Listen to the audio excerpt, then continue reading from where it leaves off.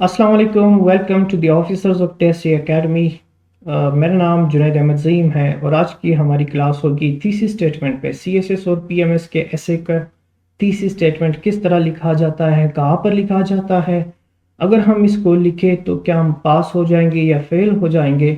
इन सारे क्वेश्चंस को एड्रेस करने के लिए आज की हमारी ये क्लास है। सो लेट्स सी, मूव करते हैं आगे। आज की क्लास को डिफरेंट पार्ट्स में डिवाइड किया गया है, जिसके फर्स्ट पार्ट में हम ये डिस्कस करेंगे कि थीसिस स्टेटमेंट क्या है। उसके बाद हम ये डिस्कस करेंगे कि इसको किस तरह लिखते हैं और इसको किस तरह कंस्ट्रक्ट करते हैं। उसके बाद हम ये देखेंगे कि थीसिस स्टेटमेंट के टाइप्स होते भी हैं या नहीं हैं, और अगर होते हैं तो कौन से टाइप्स है। और उसके बाद फाइनली हम ये देखते हैं कि थीसिस स्टेटमेंट को कहाँ पे लिखना है, पोजीशन इसका कहाँ पे होगा। ये सारे ऐसे क्वेश्चंस है जो एग्जामिनर्स जो स्टूडेंट्स के माइंड में होते हैं, और डिफरेंट स्कूल ऑफ थॉट्स इस पे एग्जिस्ट करता है कि थीसिस स्टेटमेंट क्या है, कहाँ पे लिखते हैं, किस तरह लिखते हैं और इनकी टाइप्स कितनी है। आज के इस लेक्चर के बाद कोई भी प्रॉब्लम नहीं होगा थीसिस स्टेटमेंट को लेकर। आज हम इसको डिटेल में डिस्कस कर लेते हैं और इसको डिफरेंट सेक्शन में डिस्कस कर लेंगे। सबसे पहले इसको डिफाइन करते हैं, इसके डेफिनेशन को देखते हैं और समझते हैं कि थीसिस स्टेटमेंट है क्या, ब्लॉक किस ब्लॉक का नाम है। ये एक स्टेटमेंट है जिसमें हम लोग क्या करते हैं, जो हमारा एसे है, टॉपिक ऑफ द एसे है, उसका जो क्लेम हम लेते हैं उस क्लेम को समराइज करके हम लिखे, या उस एसे के मेन पॉइंट्स को हम समराइज करके लिखे, तो ये हमारा थीसिस स्टेटमेंट है। एट दिस पॉइंट आप सिर्फ इतना ही समझे कि ये हमारे एसे के मेन पॉइंट्स को जब हम समराइज करके लिखते हैं, वो एक स्टेटमेंट में लिखते हैं, तो ये हमारा थीसिस स्टेटमेंट बन जाता है। आगे जाके हम डिटेल में डिस्कस कर लेंगे कि ये एक स्टेटमेंट को किस तरह बनाते हैं और कैसे बनाते हैं। इन अदर वर्ड्स, हम इसको यूं भी समझते हैं कि जो डिफरेंट पैराग्राफ्स होते हैं, इन सब को मिलाकर हम अगर एक स्टेटमेंट बना ले तो वो हमारा थीसिस स्टेटमेंट होता है। और वो स्टेटमेंट क्या होता है, जो राइटर ऐसे लिख रहा होता है उस राइटर का ओपिनियन होता है उस वन स्टेटमेंट में। जो जो कुछ भी उसने लिखना है, जो भी उसका ओपिनियन है उस ऐसे को लेकर, उस टॉपिक को लेकर, उसी को हम लोग थीसिस स्टेटमेंट कहते हैं। अब ये क्या है, किस तरह है, कहाँ पे लिखते हैं, आगे जाके देखते हैं। थीसिस स्टेटमेंट मतलब क्या है, इसका मतलब है एक कंसिडरेट ओपिनियन। ना what is considerate opinion? Considerate opinion एक ऐसा ओपिनियन होता है जिसे राइटर ये बताना चाहता है कि ये जो मैं लिख रहा हूँ, यहाँ पे जो मेरा स्टेटमेंट है, जिसे मैं थीसिस स्टेटमेंट कहता हूँ, ये स्टेटमेंट बहुत ही इंपॉर्टेंट है, इस पे सोचना चाहिए, और ये सोच के ही मैंने ये स्टेटमेंट दिया है। और ये हम एग्जामिनर को या जो भी हमारा ऐसे पढ़े उसको ये पता चले कि ये जो क्लेम मैंने किया है ये बहुत ही इंपॉर्टेंट है, सीरियस है, और अब मैं इसको प्रूव करूंगा आगे जाके। जितना भी मेरा ऐसे होगा, वो चाहे सीएसएस का 2500 से लेके 3000 वर्ड्स का ऐसे है या पीएमएस का एक शॉर्ट ऐसे है, तो जो थीसिस स्टेटमेंट है हम उसमें ये बताते हैं कि मेरा स्टेटमेंट बहुत ही सीरियस है, इस पे सोचना चाहिए, और मैंने भी सोच समझ के ही ये स्टेटमेंट बना लिया है। अब यहाँ से तो हमें ये पता चलता है कि थीसिस स्टेटमेंट कितना इम्पोर्टेंट है, लेकिन इसको एक हाइप क्यों बनाया हुआ है वो भी सारे आगे जाके डिस्कस कर लेंगे। और क्या ये वाकई मुश्किल है या आसान है, वो हम देखेंगे, और इसको आसान बना के हम समझते हैं। अब यहाँ पे नेक्स्ट क्वेश्चन हमारा ये होगा कि थीसिस स्टेटमेंट को हम डेवलप किस तरह करें, इसको डेवलप करने के तरीके कौन से हैं और किस तरह इसको डेवलप करना चाहिए। आंसर इसका ये है कि इसमें आपने सिर्फ दो ही काम करने होते हैं और कुछ भी नहीं है। वो है कि जो भी आपने स्टांस लिया, फॉर एग्जांपल आपको एक टॉपिक मिला है, उस टॉपिक के अकॉर्डिंग आपने अपना पहले ओपिनियन जनरेट कर दिया। ओपिनियन जब जनरेट कर लिया, अब इस ओपिनियन पर आपने दो क्वेश्चन अप्लाई करने हैं, एक है वाई और एक है हाउ। ये दो क्वेश्चन जब आप अप्लाई करेंगे, इनके जो आंसर्स आपको मिलते हैं इनको मिला के एक स्टेटमेंट बना ले, यही आपका थीसिस स्टेटमेंट है। फॉर एग्जांपल हमारे पास एक टॉपिक है the role of artificial intelligence in Pakistan economic development. अब इस स्टेटमेंट के दो पार्ट्स है, एक ये है कि आर्टिफिशियल इंटेलिजेंस का रोल क्या है, ठीक है, और फिर वो कहाँ पे, इसको फर्दर स्पेसिफाई करने के लिए एग्जामिनर ये पूछता है कि पाकिस्तान के इकोनॉमिक डेवलपमेंट में आर्टिफिशियल इंटेलिजेंस का क्या रोल है। तो मैंने माइंड में ये गेस कर लिया कि इसका रोल बहुत ही क्रूशियल है। अब जब मैंने माइंड में ये गेस कर लिया कि इसका रोल बहुत ही क्रूशियल है for the Pakistan economic development, तो इस पर मैं दो क्वेश्चंस अप्लाई करूंगा कि why artificial intelligence is crucial, और सेकंड क्वेश्चन मैं ये अप्लाई करूंगा कि how is artificial intelligence crucial for Pakistan economic development या फॉर पाकिस्तान डेवलपमेंट। यहाँ पे मैंने लिखा हुआ है कि हमने इसको ब्रेक डाउन करना है, ये दो क्वेश्चंस अपने टॉपिक पर अप्लाई करने हैं कि why artificial intelligence is crucial, और सेकंड पार्ट ये होगा कि how Pakistan can maximise AI's benefits, किसके लिए, पाकिस्तान की इकोनॉमिक डेवलपमेंट के लिए। तो मैंने इस पर दो क्वेश्चंस अप्लाई किए। अब जो मेरे आंसर्स होंगे वही मेरा तीसरी स्टेटमेंट है। यहाँ पे मैंने लिखा है, इसका आंसर मैंने इस तरह किया है कि आर्टिफिशियल इंटेलिजेंस क्या करता है, आर्टिफिशियल इंटेलिजेंस किस तरह क्रूशियल है। Artificial intelligence is transforming Pakistan economy by enhancing productivity, optimising industries, fostering innovation. ये मैंने वाई का आंसर दिया है कि why artificial intelligence is crucial. Artificial intelligence is crucial because कि ये प्रोडक्टिविटी को इन्हेंस करता है, it optimises industries and it is fostering innovation. उसके बाद मेरा जो नेक्स्ट क्वेश्चन मैंने इस पर अप्लाई किया है कि हाउ ये पाकिस्तान के लिए किस तरह क्रूशियल है, किस तरह बेनिफिशियल है। फिर जब मैंने हाउ का आंसर दिया वो है कि ये किस तरह करता है, किस तरह बेनिफिशियल होता है, through strategic policy making, investment in education, ethical regulations that ensure inclusive growth and minimize job displacement। अब यहाँ पर मैंने हाफ का आंसर किया कि जो आर्टिफिशियल इंटेलिजेंस है वो पाकिस्तान की इकोनॉमिक डेवलपमेंट के लिए क्रूशियल है। हाउ इज इट क्रूशियल, उस हाफ का आंसर जब मैंने दिया कि ये through strategic policy making, through investment in education and ethical regulations that ensure inclusive growth and minimizes job displacement। ये बनाता है किस तरह हम आर्टिफिशियल इंटेलिजेंस को पाकिस्तान की इकोनॉमी के लिए और ऑल पाकिस्तान के लिए ये बेनिफिशियल है। तो ये जो दोनों आंसर्स वाई एंड हाउ को हम मिलाते हैं, ये हमारा तीसरी स्टेटमेंट बनता है। ओवरऑल हमारा तीसरी स्टेटमेंट क्या बना कि artificial intelligence is transforming Pakistan economy by enhancing productivity, optimizing industries and fostering innovation.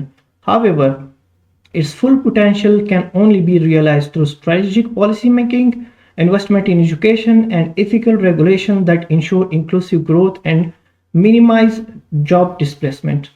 यहाँ पर फिर मैंने इस स्टेटमेंट को डिवाइड किया है, ब्रेक डाउन किया है इसके हाउ, वाई और हाउ में, कि इसके वाई क्या है और इसके हाउ क्या है। ये स्टेटमेंट थोड़ा मुश्किल है।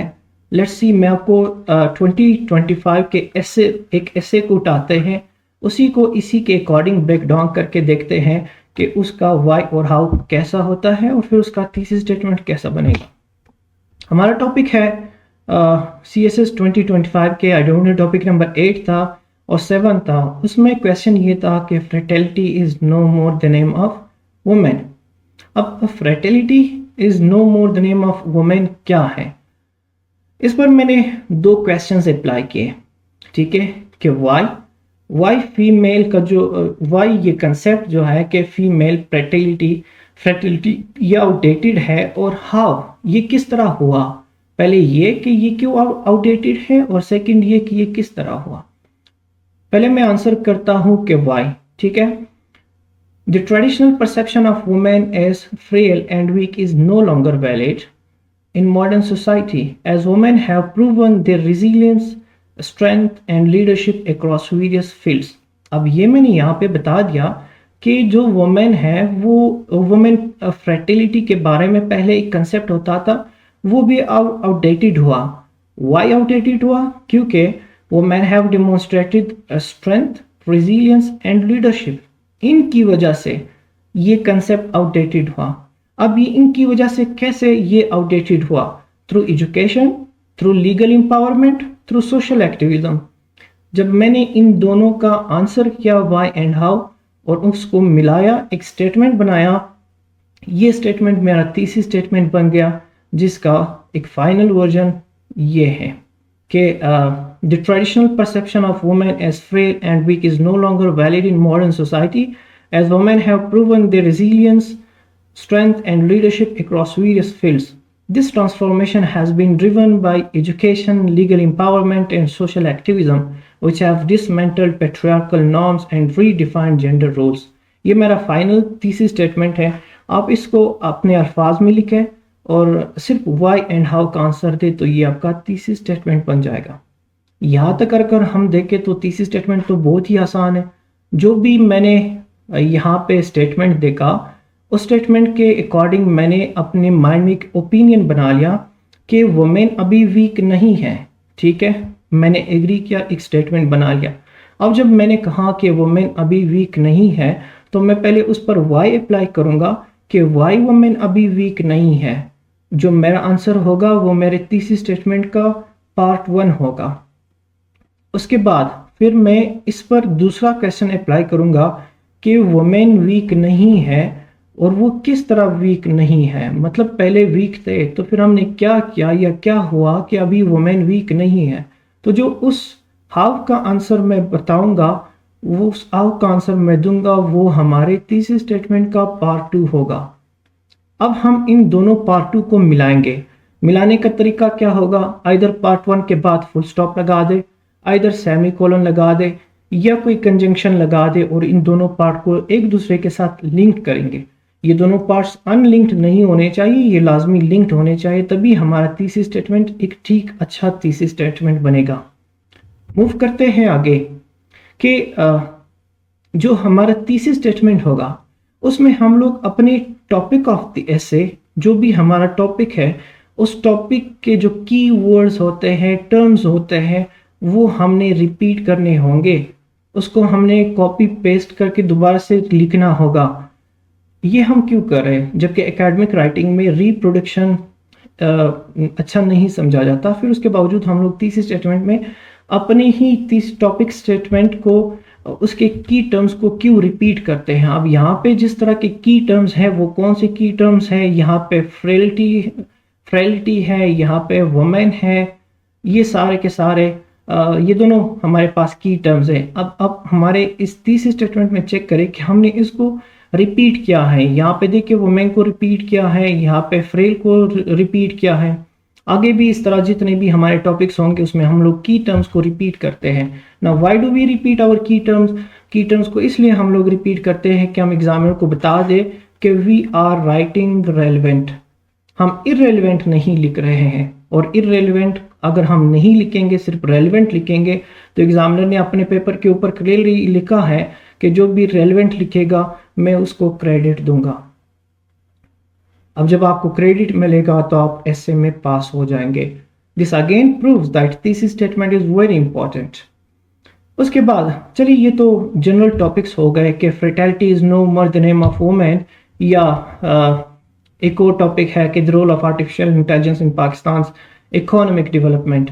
अब हमारे पेपर में कुछ इस तरह के टॉपिक्स भी होते हैं जिसे हम लिटरेरी टॉपिक्स या एब्स्ट्रैक्ट टॉपिक्स या कुछ लोग फिलोसॉफिकल या quotational and so on different names देते हैं। वो टॉपिक्स क्या होते हैं और उसका तीसरी स्टेटमेंट किस तरह बनेगा? क्या उसमें भी हम की टर्म्स को रिपीट करेंगे? Answer is no. पहले वो टॉपिक्स किस तरह के होते हैं? वो कोटेशन होता है, वो प्रोवर्ब हो सकता है, वो कोई ईडियम हो सकता है। अब आपको पता होना चाहिए कि जब भी ईडियम आए, जब भी प्रोवर्ब आए, उसके जो ओरिजिनल वर्ड्स होते हैं उसका इम्प्लाइड मीनिंग होता है। उसके ओरिजिनल वर्ड्स कभी भी हम उसको कंसिडर नहीं करते।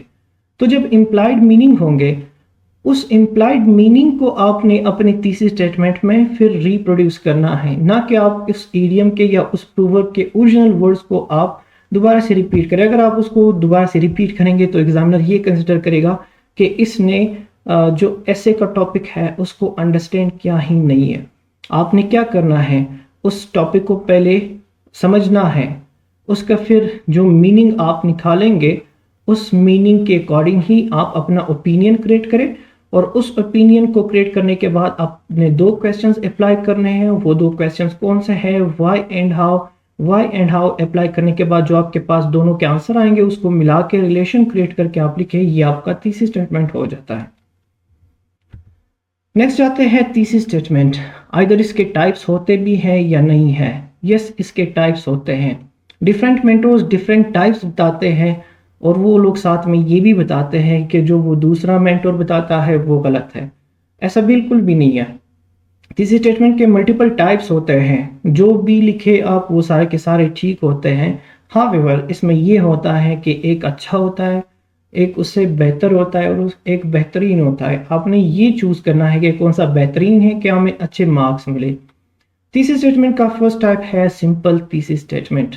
अब सिंपल थीसिस स्टेटमेंट क्या है? सिंपल थीसिस स्टेटमेंट में दो ही चीजें होती है, एक आपका टॉपिक होता है और एक आपका स्टांस होता है। फॉर एग्जाम्पल हमारे पास एक टॉपिक है, ये भी CSS का ही टॉपिक है कि एक्सपेंडिंग इंफॉर्मेशन टेक्नोलॉजी अ ब्लेसिंग और अ कर्स। ये क्वेश्चन है, ठीक है। अब इस क्वेश्चन का आंसर मतलब पहले एग्जामिनर आपसे क्या डिमांड कर रहा है कि जो एक्सपेंडिंग IT है वो आइदर ब्लेसिंग है और कर्स है। आपने इसमें से कोई एक स्टांस लेना है। फॉर एग्जाम्पल मैंने स्टांस लिया कि ये ब्लेसिंग है। मेरा थीसिस स्टेटमेंट किस तरह हो सकता है? अगर मैं सिंपलेस्ट थीसिस स्टेटमेंट लिखूं तो वो ये होगा कि expanding information technology is a blessing. ये है फाइनल वर्जन इसका कि expanding information technology is a blessing. ये भी थीसिस स्टेटमेंट है, जो मैंने पहले बनाया वो भी थीसिस स्टेटमेंट था और ये भी थीसिस स्टेटमेंट है। कोई फर्क नहीं पड़ता, चाहे आप ये लिखे या वो लिखे, दोनों थीसिस स्टेटमेंट है। एक और टॉपिक है कि इस Pakistan ready for digital revolution. इसका अगर हम सिंपल थीसिस स्टेटमेंट बना ले तो Pakistan is ready for digital revolution, ये भी थीसिस स्टेटमेंट बन जाता है। थीसिस स्टेटमेंट क्या है? मैंने पहले भी बताया कि ये राइटर का ओपिनियन है और कुछ भी नहीं। उस टॉपिक को लेकर राइटर का ओपिनियन है और अगर वो ओपिनियन को साबित कर लेता है, प्रूफ करता है, तो वो पास हो जाएगा, नहीं तो वो फेल हो जाएगा। फॉर एग्जाम्पल इस टॉपिक में मैंने ओपिनियन लिया कि yes expanding information technology is a blessing, और अगर मैं ये कहूँ कि expanding information technology is a curse, ये दोनों मेरे ओपिनियन है, दोनों ठीक हो सकते हैं। लेकिन बात यह है कि मैंने उसको साबित करना होगा, प्रूफ करना होगा कि yes it is either a blessing और अ कर्स। और लास्ट सेकंड जो टॉपिक है उसमें भी मैंने ओपिनियन लिया है कि जी पाकिस्तान डिजिटल रिवॉल्यूशन के लिए रेडी है, और अगर मैं इसको प्रूव करता हूं तो मेरा thesis statement along with my essay दोनों ठीक होंगे और मैं क्वालिफाई कर जाऊंगा। इसके बाद नेक्स्ट जो थीसिस स्टेटमेंट है, okay before moving to that, यहाँ पे एक इम्पॉर्टेंट बात है कि थीसिस स्टेटमेंट में कभी भी हम दो साइड ऑफ द आर्गुमेंट्स नहीं लिखते। फॉर एग्जांपल यहाँ पे एक टॉपिक है कि थीसिस स्टेटमेंट ब्लेसिंग है या कर्स है। अब हम इसका अगर थीसिस स्टेटमेंट बनाएंगे तो इसमें हम सिर्फ और सिर्फ ये लिखेंगे कि expanding information technology is a blessing, या हम सिर्फ और सिर्फ ये लिखेंगे कि expanding information technology is a curse. बहुत सारे मेंटर्स ये बताते हैं कि आपने दोनों पार्ट्स, बोथ पार्ट्स लिखने हैं, जो कि बिल्कुल गलत है, कभी भी नहीं लिखना चाहिए। क्यों? रीज़न ये है कि मैंने पहले भी आपको बता दिया कि थीसिस स्टेटमेंट एक ओपिनियन है और ओपिनियन हमेशा एक ही होता है। दोनों ओपिनियंस एट अ टाइम आपके नहीं हो सकते। अगर मैं राइटर हूं तो मैं तो इधर इस बात को साबित करूंगा कि जी ये मेरा जो थीसिस जो एक्सपेंडिंग इंफॉर्मेशन टेक्नोलॉजी है वो कर्स है या वो ब्लेसिंग है, तो मैं इनमें से किसी एक को प्रूव करूंगा, दोनों को तो मैं प्रूव नहीं करूंगा। मेरा ओपिनियन या तो ये होगा या तो ये होगा, दोनों मेरे हो ही नहीं सकते। कुछ सो कॉल्ड मेंटर्स ये बताते हैं कि आपने दोनों फील्ड पे प्ले करना है, विकेट के दोनों तरफ प्ले करना है। ये पॉसिबल नहीं है, ना ही इस तरह ऐसे लिखा जाता है। ये आपका ओपिनियन है और ओपिनियन एक होगा, आपने वही एक साइड लिखना है। लेकिन कुछ इस तरह के टॉपिक्स होते हैं जिसमें आपने बोथ साइड्स भी लिखने होंगे। अब वो बोथ साइड्स किस तरह के टॉपिक्स में आएंगे और आपने कहाँ पे लिखने हैं? देखिए यहाँ पे हमारा टॉपिक क्या है? एक्सपेंडिंग इंफॉर्मेशन टेक्नोलॉजी अ ब्लेसिंग और कर्स। लेकिन अगर आप अ ब्लेसिंग के बाद और के बजाय एंड लिखे, जिसका डिमांड ये है कि आप बोथ साइड्स लिखेंगे, ठीक है। जब आपने बोथ साइड लिखना होगा तो आपका जो थीसिस स्टेटमेंट है वो बोथ साइड पे ही होगा। अब फॉर एग्जांपल इसी टॉपिक को हम एक्सटेंडेड थीसिस स्टेटमेंट बना ले, जो एक second type of the thesis statement है, वो किस तरह बनेगा, और इसका जो एंड वाला ऑप्शन है और वाला ऑप्शन है, दोनों का थीसिस मैं बना के बताऊंगा ताकि आप लोग समझें कि इसको किस तरह करना है और कैसा अटेम्प्ट करना है। ओके, अब एक्सटेंडेड थीसिस स्टेटमेंट क्या है? सिंपल थीसिस स्टेटमेंट में हम लोगों ने देख लिया कि सिंपल में क्या होता है, सिर्फ एक टॉपिक होता है। टॉपिक क्या था? Expanding information technology. टॉपिक के साथ आपका एक स्टांस होना चाहिए जो उसने ऑलरेडी बता दिया कि ब्लेसिंग और कर्स, ठीक है। तो आप टॉपिक नाम लिखे और उसके साथ साथ ये स्टांस लिखे, लेकिन सेंटेंस कंप्लीट होना चाहिए ताकि वो एक मीनिंगफुल सेंटेंस हो, एक मीनिंगफुल स्टेटमेंट हो। ये आपका सिंपल थीसिस स्टेटमेंट होगा। लेकिन एक्सटेंडेड थीसिस स्टेटमेंट किस तरह होगा? पहले आप टॉपिक लिखेंगे, फिर उसके बाद आपका स्टांस होगा, फिर उसके बाद आपके पास मल्टीपल ऑप्शंस होते हैं कि आप इसमें से क्या क्या लिख सकते हैं। आइदर आप रीजंस लिखे कि आपका स्टांस के रीजंस क्या है, आइदर उसका ग्राउंड प्लेन लिखे, या उस स्टांस के रिलेटेड आपने अपने आउटलाइन में जितने भी पॉइंट्स लिखे हैं उन पॉइंट्स को समराइज करके लिखेंगे। तो ये आपका एक एक्सटेंडेड थीसिस स्टेटमेंट होगा। जो मैंने बताया कि वाई और हाउ को आप आंसर करेंगे, ये भी एक एक्सटेंडेड थीसिस स्टेटमेंट है और एक better style of writing a thesis statement है। किस तरह? फॉर एग्जांपल, यहाँ पे हमारा टॉपिक है एक्सपेंडिंग इंफॉर्मेशन टेक्नोलॉजी, अ ब्लेसिंग और अ कर्स, ठीक है। मैंने स्टांस लिया कि expanding information technology is a blessing. तो यहाँ पे मेरी तो दो चीज़ें हो गई है कि इंफॉर्मेशन टेक्नोलॉजी जो मेरा टॉपिक हो गया, प्लस उसके बाद मेरा स्टांस हो गया जो ब्लेसिंग है। उसके बाद प्लस मैं क्या करूँगा, मैं इस पर अप्लाई करूँगा हाउ। जब मैंने हाउ का आंसर मैं करूँगा कि how is expanding information technology a blessing for Pakistan, या ऐसे ही अ ब्लेसिंग है, तो वो किस तरह है। जब मैं हाउ लिखूँगा, हाउ होगा मेरा रीज़न, और ये जब मैं लिखूँगा तो ये एक डिटेल और एक्सटेंडेड थीसिस स्टेटमेंट बनेगा। इनकेस अगर मैं हाउ नहीं लिखता हूँ तो जो मैंने आउटलाइंस बनाए होंगे, आउटलाइंस में जो मैंने अपने स्टांस को सपोर्ट किया होगा, उसको प्रूव किया होगा, तो उन पॉइंट्स की समरी मैं लिखूंगा। और वो जो समरी होगी वो मैं 4 से 5 पॉइंट्स लिखूंगा, और उन्हीं 4-5 पॉइंट्स को मैंने अपने जो टॉपिक प्लस स्टांस में ऐड करने होंगे। यही मेरा थीसिस स्टेटमेंट बनेगा। आप याद रखें कि थीसिस स्टेटमेंट में कभी भी हम लोग अपने आउटलाइन के सारे पॉइंट्स मेंशन नहीं करते।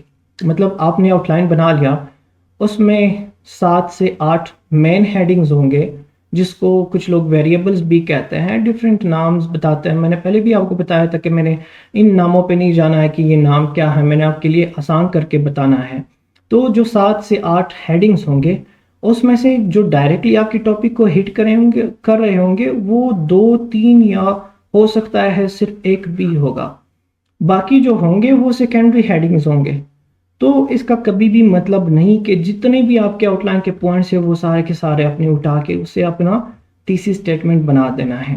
नो, लेकिन स्टिल एक और टाइप भी है थीसिस स्टेटमेंट का, जो एक ओल्ड मॉडल है, ओल्ड टाइप है। और एनीवेज मैं बता देता हूँ कि वो किस तरह है। वो भी ठीक है किसी हद तक, लेकिन सबसे बेस्ट ये है कि आप अपनी थीसिस स्टेटमेंट पे वाई एंड हाउ बना लें। वाई एंड हाउ का आंसर लिखे, वो आपका बेस्ट थीसिस स्टेटमेंट होगा। Extended thesis statement the best thesis statement है। आप यही लिखे और यही सबसे बेहतरीन होगा। लेकिन एक और थीसिस स्टेटमेंट भी है, अगर आपके लिए ये मुश्किल है तो आप वो भी लिख सकते हैं। वो क्या है? आपके जितने भी मेजर हेडिंग्स होंगे आपके आउटलाइन में, आप उन मेजर हेडिंग्स का एक स्टेटमेंट बना लें। ये भी आपका थीसिस स्टेटमेंट है। और ये कोई हार्ड एंड फास्ट रूल नहीं कि आपके थीसिस स्टेटमेंट सिर्फ वो होंगे, लेकिन अगर आप वो लिखेंगे, उस तरह प्रैक्टिस करेंगे, अभी भी आपके पास टाइम है, तो आप एक प्रोफेशनल एसे राइटर बन सकते हैं। नोट करने की कुछ बातें हैं। कौन सी बातें हैं? Let's see please. सबसे पहले है थीसिस स्टेटमेंट क्या है और थीसिस स्टेटमेंट कितना इंपॉर्टेंट है। अभी तक हमने जितनी भी डिस्कशन की उसी के अकॉर्डिंग तो थीसिस स्टेटमेंट बहुत ही इंपॉर्टेंट है। लेकिन मैं आपको बताऊं कि thesis statement explicit requirement of the paper नहीं है। आपको कभी भी ना एग्जामिनर के रिपोर्ट्स में ये मिलेगा कि थीसिस स्टेटमेंट स्टूडेंट्स नहीं लिखते, या तो गलत लिखते हैं, या तो हाफ लिखते हैं, या डिटेल लिखते हैं। ये इस तरह का कोई भी स्टेटमेंट आप नहीं लिखेंगे। हमारे पास जो मेजर सोर्सेज होते हैं कि पेपर को अंडरस्टैंड करें, एग्जामिनर को अंडरस्टैंड करें कि एग्जामिनर की डिमांड क्या है, वो दो ही चीज़ें हैं, either examiner report, either syllabus और हमारा क्वेश्चन पेपर।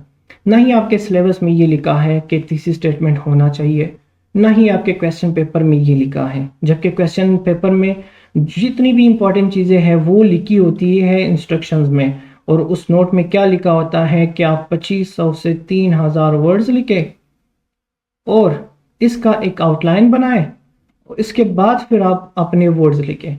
कहीं पर भी थीसिस स्टेटमेंट का नाम नहीं लिखा। जब थीसिस स्टेटमेंट का नाम नहीं लिखा गया है तो मैं आप लोगों के लिए क्लियर करूं कि ये इंपॉर्टेंट नहीं है। जो भी कहता है कि ये इंपॉर्टेंट है उससे पूछे कि एग्जामिनर ने कहाँ पे लिखा है कि ये इंपॉर्टेंट है, जबकि एग्जामिनर ने हमेशा स्टूडेंट को फैसिलिटेट किया है, वो बताते हैं कि ये चीज़ आपने लिखनी है, लेकिन उसके बावजूद एग्जामिनर ने थीसिस स्टेटमेंट नहीं लिखा, जबकि पूरे पाकिस्तान में इसको एक बला बना के प्रेजेंट कर रहे हैं कि आपने लाजमी लिखना है।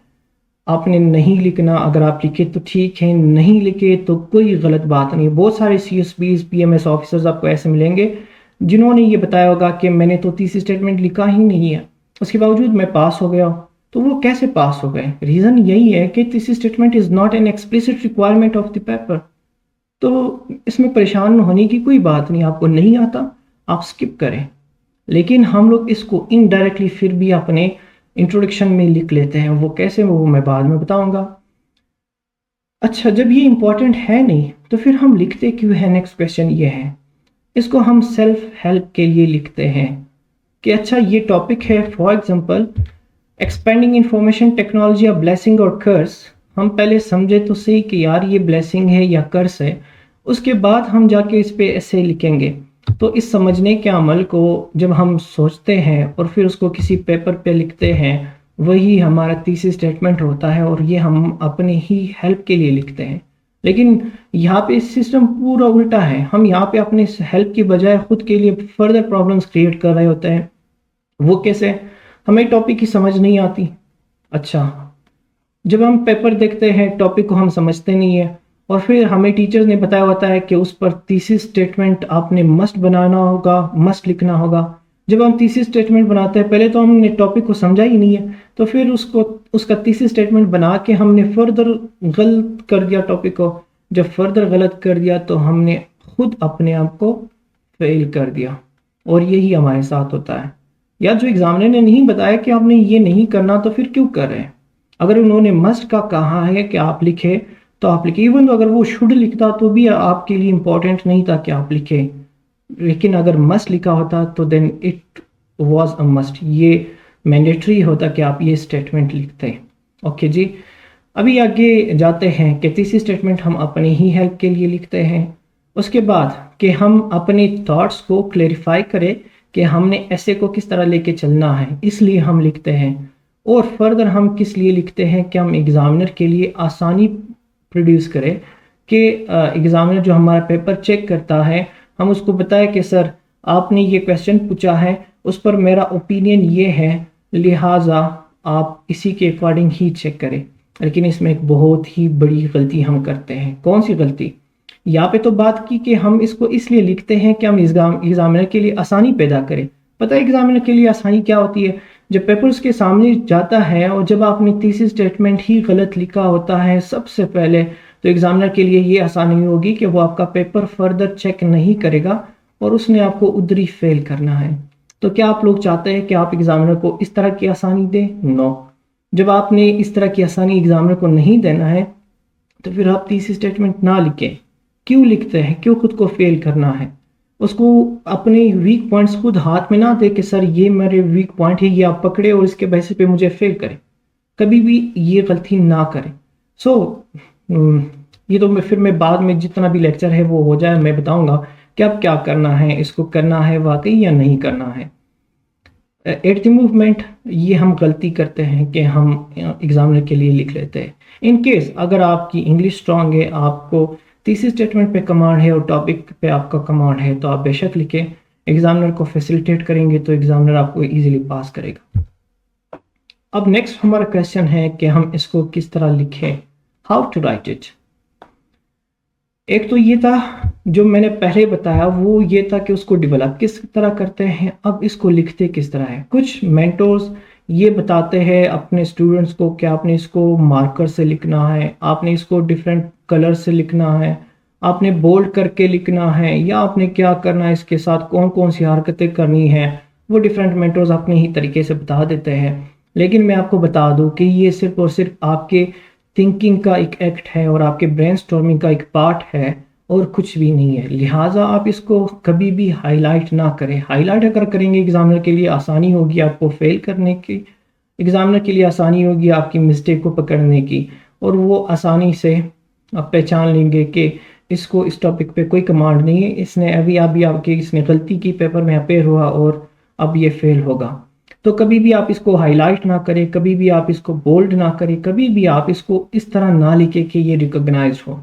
हावेवर आपने इसको इस तरह के अल्फाज में लिख देना है कि वो खुद अपने लिए बोले कि yes I am the thesis statement of this एसे, और वो एग्जामिनर को अट्रैक्ट करे। इस पर्पस के लिए आप लिखे, इस पर्पस के लिए नहीं कि एग्जामिनर को बताए कि ये थीसिस स्टेटमेंट आ जाए पढ़े और मुझे फेल करे। सो नेक्स्ट इज के आपने अगर थीसिस स्टेटमेंट लिखना है तो वो बहुत ही क्लियरली आप लिखें, इसको कॉम्प्लिकेटेड ना बना लें। अगर आपको इंग्लिश आती है, वो एरर फ्री है, तो आप प्लीज़ आप सिर्फ और सिर्फ उसी अंग्रेजी में ही लिखे, यहाँ पे कोई एफिशिएंसी शो ना करें। अगर आप यहाँ पे शो ऑफ करेंगे तो एग्जामिनर ने आपको फेल करना है। अब ये तीसरी स्टेटमेंट कितने सेंटेंसेस का होता है, कितने वर्ड्स का होना चाहिए, बहुत सारे मेंटोर्स डिफरेंट बातें बताते हैं। कोई कहता है एक सेंटेंस होना चाहिए, कोई कहता है 4 सेंटेंसेस होने चाहिए, कोई कहता है इतने वर्ड्स में होने चाहिए। सिंपल बात यह है कि अगर आप अपना ओपिनियन प्रेजेंट कर लेते हैं, ठीक है, वो एक क्लियर ओपिनियन है, वो चाहे एक सेंटेंस में हो या 2 में हो या 3 में हो या 4 में हो, तो वो ठीक होगा। लेकिन बात यह है कि आपने अपने ओपिनियन को क्लियरली बताना है कि ये मेरा ओपिनियन है, क्लियरली स्टेट करें। मिनिमम 1 सेंटेंस होगा, ये कोई फ्रेज फॉर्म में नहीं आ सकता, जबकि मैक्सिमम आपने 4 सेंटेंसेस लिखने होंगे। इससे ज़्यादा बिल्कुल ना लिखे, क्योंकि इससे ज़्यादा अगर आप लिखेंगे तो वो स्टेटमेंट कम और एक पैराग्राफ ज़्यादा दिखेगा। कुछ लोग ये कहते हैं कि 35 से 40 वर्ड्स लिखे, 35 से 45 वर्ड्स लिखे, ये कोई मैंडेटरी तो नहीं है, लेकिन अगर आप ये लिखे तो ये अच्छा इंप्रेशन होगा कि अच्छा मिडिल लेवल का इसने लिखा है। अगर आपने एक सेंटेंस लिखना है और अगर आपका क्वेश्चन ये है कि सर आपने 2 क्वेश्चन दिए थे तीसरी स्टेटमेंट को अटेम्प्ट करने के लिए, एक था वाई का आंसर और एक था हाफ का आंसर, तो फिर हम इसको एक स्टेटमेंट में कैसे लिखेंगे मेरे भाई। स्टेटमेंट के एक सेंटेंस के डिफरेंट क्लॉजेस भी हो सकते हैं, तो आप उस सेंटेंस को 2 क्लॉजेस का बना के एक क्लॉज में वाई का आंसर दे, दूसरे क्लॉज में हाफ का आंसर दे, ये एक सेंटेंस का आपका तीसरी स्टेटमेंट हो जाता है। बहुत सारे टीचर्स ये भी बताते हैं कि आपने सिर्फ और सिर्फ 1 सेंटेंस ही लिखना है, क्योंकि ये स्टेटमेंट है, स्टेटमेंट्स नहीं है।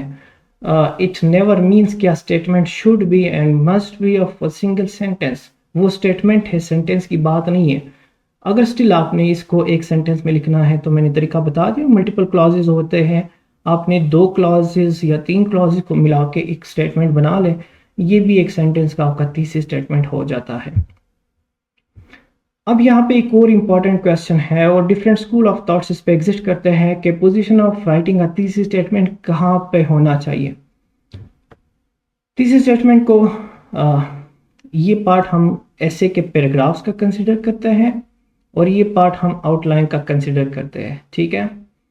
कुछ टीचर्स क्या कहते हैं कि आपने तीसरी स्टेटमेंट का जो आपके आउटलाइंस होते हैं, यहाँ पे आउटलाइन हेडिंग आ जाता है, उसके बाद फिर आपका यहाँ पे इंट्रोडक्शन,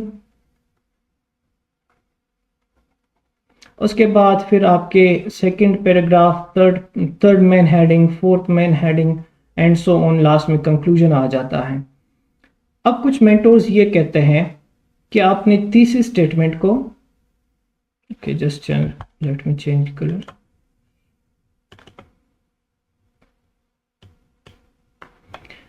कुछ मेंटर्स ये कहते हैं कि आपने तीसरी स्टेटमेंट का यहाँ पर लिखना है अपने, जैसे ही आपका टॉपिक होता है, टॉपिक के बाद और आउटलाइन लफ्ज से पहले यहाँ पर आप थीसिस स्टेटमेंट लिखें।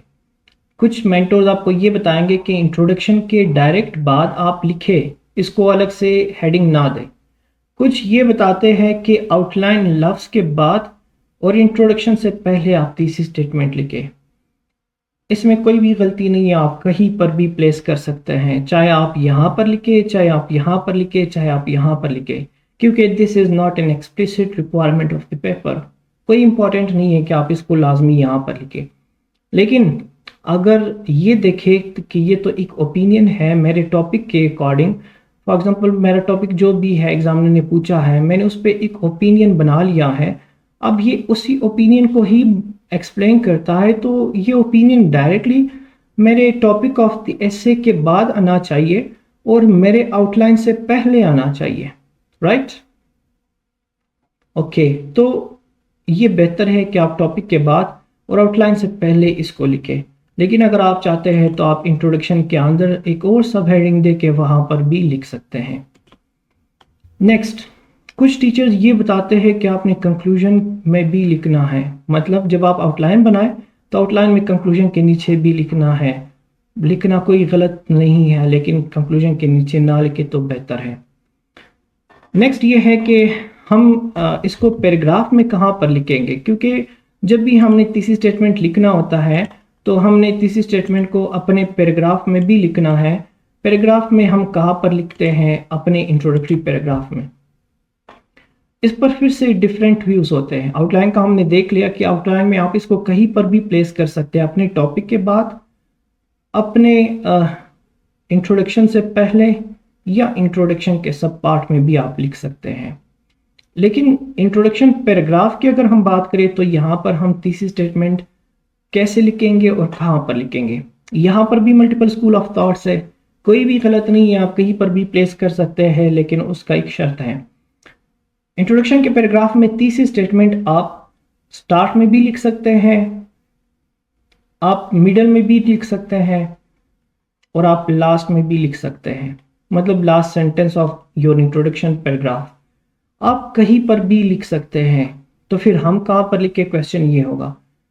अब आंसर ये है कि जहां पर ये फिट हो रहा है, जहां पर ये फिट होगा और ये एक फ्लो क्रिएट करेगा, या आपके पैराग्राफ के फ्लो को डिस्ट्रॉय ना करे, एक ऐसी पोजीशन पर आप लिखे तो ये ठीक होगा। कोई हार्ड एंड फास्ट रूल नहीं है कि आपने स्टार्ट में लिखना है, मिडिल में लिखना है, लास्ट में लिखना है। जिन्होंने स्टार्ट में लिखा है वो भी पास हो गए, जिन्होंने मिडल में लिखा है वो भी पास हो गए, जिन्होंने लास्ट में लिखा है वो भी पास हो गए। इसमें एक और चीज़ भी है कि अगर आप लास्ट में लिखेंगे तो इससे पहले जो आप कनेक्टर यूज़ करेंगे वो कनेक्टर लाजमी कंक्लूजन का ही होना चाहिए, जबकि अगर आप स्टार्ट में लिख रहे हैं तो वो स्टार्ट का कनेक्टर होना चाहिए, और जब आप मिडल में लिखेंगे तो वो एडिशन का कनेक्टर इसके साथ यूज़ होगा।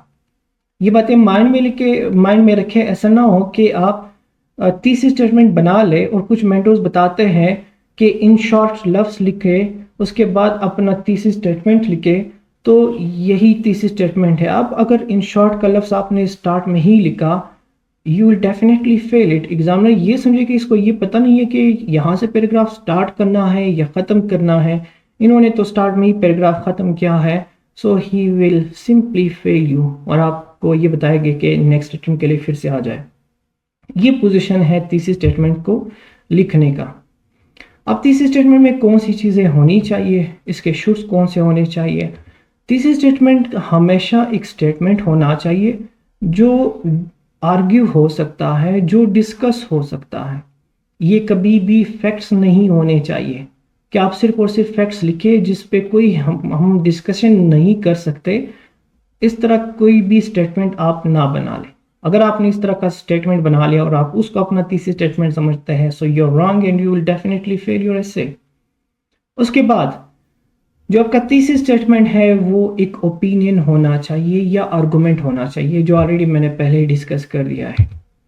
अब शुड नॉट्स कौन से हैं कि ये चीज़ें नहीं होनी चाहिए थीसिस स्टेटमेंट पे, इनकेस अगर आप थीसिस स्टेटमेंट लिखना चाहते हैं।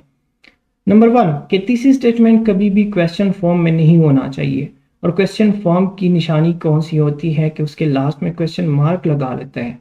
लेकिन ये भी आप बेवकूफ़ी ना करें कि सिर्फ क्वेश्चन मार्क हटाने से आपका क्वेश्चन नहीं बनेगा। नो, वो बिल्कुल उसका सेंटेंस का स्ट्रक्चर इंट्रोगेटिव नहीं होना चाहिए, और ना ही वो एक्सक्लेमेशन होना चाहिए, ना एक्सक्लेमेशन ना क्वेश्चन फॉर्म में होना चाहिए। वो सिंपल एक्सप्लेनेटरी सेंटेंस होना चाहिए जिसके लास्ट में फुल स्टॉप आता है।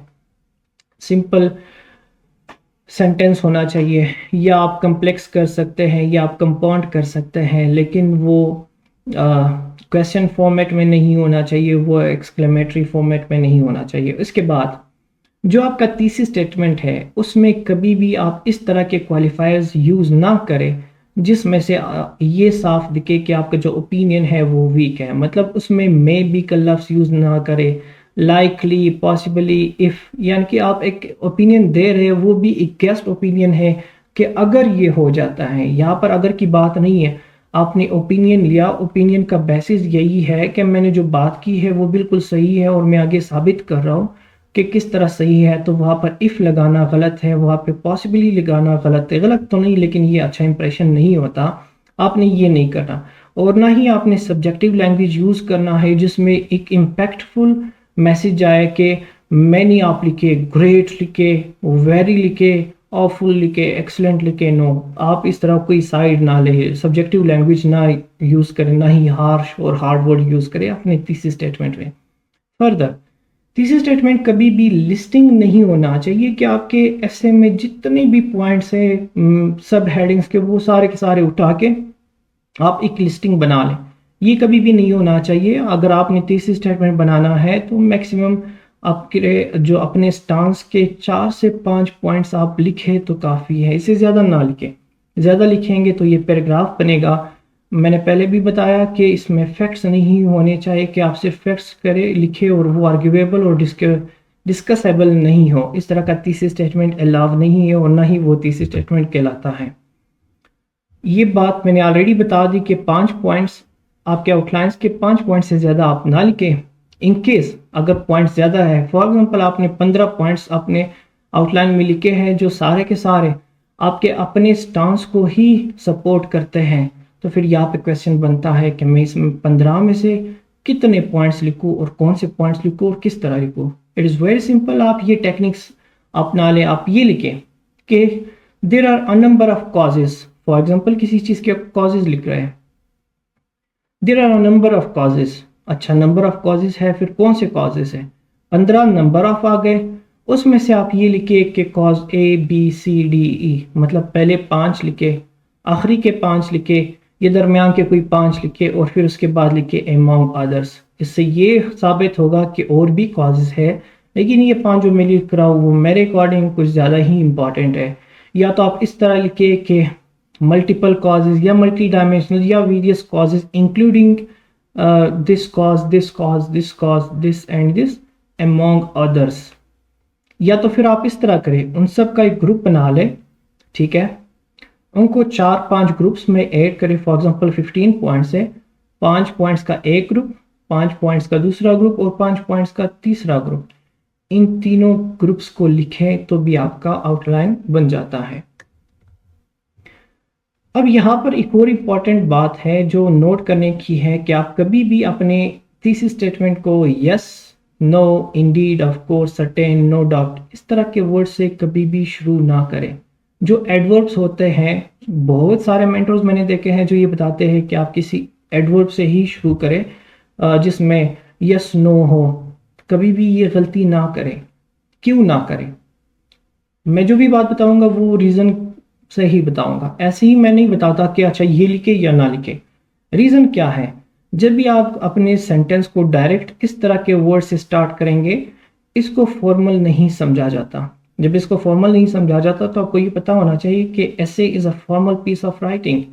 इसमें कभी भी हम इनफॉर्मल काम नहीं करेंगे। तो जब ये फॉर्मल पीस ऑफ राइटिंग है, इसमें yes, no, indeed, of course इस तरह के अल्फाज नहीं होने चाहिए। Yes, you can write these words, लेकिन स्टार्ट पे नहीं, आप सेंटेंस के दरमियान में या लास्ट में लगा दे, जहाँ पे वो अप्रोप्रिएट हो, जहाँ पे वो ग्रामेटिकली ठीक लग सकते हैं वहाँ पे लगा दे। लेकिन स्टार्ट में लगाएंगे तो वो सेंटेंस इनफॉर्मल लगेगा। अब यहाँ पर कि व्हेन टू डेवलप इट, कब इसको डेवलप करते हैं ये हम देखते हैं। इसको डेवलप करने के मल्टीपल टाइम्स होते हैं। वो कहाँ पर डेवलप करते हैं? नंबर 1, जब आपने टॉपिक देखा उसके बाद आपने डायरेक्ट एक ओपिनियन लिया, उस ओपिनियन के फिर आपने वाई और हाउ फाइंड करके लिखे, ठीक है। वाई और हाउ के आंसर्स आपने फाइंड किए। एक ये है कि आपने तीसरी स्टेटमेंट यहाँ पे डेवलप किया, मतलब बिफोर राइटिंग योर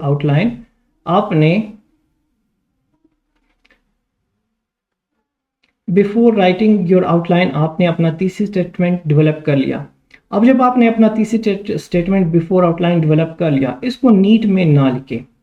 एक तो पॉइंट ये है कि टॉपिक के बाद डायरेक्ट डेवलप कर ले। एक ये है कि आप पहले आउटलाइन कंप्लीट बना लें, कंप्लीट आप अपना ब्रेनस्टॉर्मिंग कर लें। ब्रेनस्टॉर्मिंग के बाद फिर उसके बाद आप ये करें कि अपने तीसरी स्टेटमेंट को उन्हीं पॉइंट्स के अकॉर्डिंग जो आपने ब्रेनस्टॉर्मिंग में निकाले हैं उन्हीं के अकॉर्डिंग अपना तीसरी स्टेटमेंट कंस्ट्रक्ट करे, डेवलप करे। एक तरीका ये है। एक तरीका जो सबसे बेस्ट है, जो मैं समझता हूं कि ये करना चाहिए, जैसे ही आपको टॉपिक मिले, टॉपिक के बाद अपना ओपिनियन जनरेट करें। ओपिनियन जनरेट के बाद फिर आप अपने 2 क्वेश्चंस वाई एंड हाउ के आंसर निकालें। वाई प्लस हाउ के आंसर जब आपने निकाल दिए, उसके बाद आपने ये करना है, इसको छोड़ के अपना कंप्लीट आउटलाइन इन्हीं 2 आंसर्स के बेसिस पे कंस्ट्रक्ट करें। जब आपने आउटलाइन कंस्ट्रक्ट कर लिया, उसके बाद आपने जो तीसरी स्टेटमेंट बनाया था जिसमें बहुत सारे पॉइंट्स मिसिंग थे, उसको रिफाइन कर लें। रिफाइन करने के बाद आपने कुछ पॉइंट्स अपने आउटलाइन से इसमें ऐड किए, ये बहुत ही परफेक्ट आपका तीसरी स्टेटमेंट बनेगा। तो ये मेरा सजेशन है कि आप लोग इस तरह अपनी तीसरी स्टेटमेंट को बना लें। अब लास्ट क्वेश्चन ये है कि इधर ये लिखे या ना लिखे, तो मैं सिर्फ एडवाइस ही दे सकता हूँ, और वो ये है कि आप इसको कभी भी अपने आउटलाइन में ना लिखें। आउटलाइन को जैसे ही आपने आउटलाइन का हेडिंग दिया, उसके बाद अपने इंट्रोडक्शन को शुरू करें, लफ्ज़ इंट्रोडक्शन लिखे, ये आपका फर्स्ट हेडिंग है। उसके बाद आप अपना सेकंड हेडिंग लिखे, मेन हेडिंग लिखे, उसके बाद आप अपना थर्ड मेन हेडिंग लिखे, एंड सो ऑन, इसी तरह अपना कंक्लूजन तक लिखे। यहाँ तक आप अपने तीसरी स्टेटमेंट को ना लिखें। आपने रफ में बेशक लिखा होगा, लेकिन नीट में आप आउटलाइन में ना लिखें। फिर जब आपने अपना इंट्रोडक्शन शुरू कर लिया, तो यहाँ पे विदाउट आइडेंटिफाइंग कि ये मेरा तीसरी स्टेटमेंट है, आप आइदर स्टार्ट में, आइदर मिड में और लास्ट में लिखे। अच्छा, इसमें एक और चीज़ भी है कि अगर आप दरमियान में लिखते हैं तो फिर जब लास्ट पे पहुंचते हैं आप इसको दोबारा से चेंज वर्ड में एक सेंटेंस में बताए, ताकि पता चले कि आपका पैराग्राफ यहाँ पर ख़त्म हो रहा है। तो मतलब ये है कि आपने एग्जामिनर को डिफरेंट वर्ड्स में बता देना है कि यहाँ पे मेरा पैराग्राफ ख़त्म हुआ। उस पैराग्राफ को ओपन कभी भी ना छोड़ दे।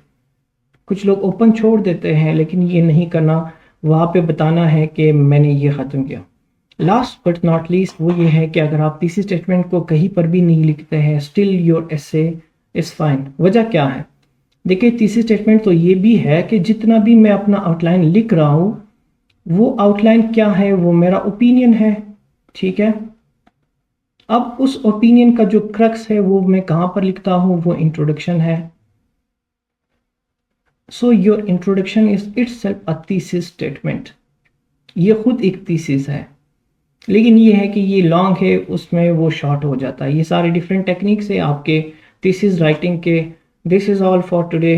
Thank you so much. अल्लाह हाफिज़।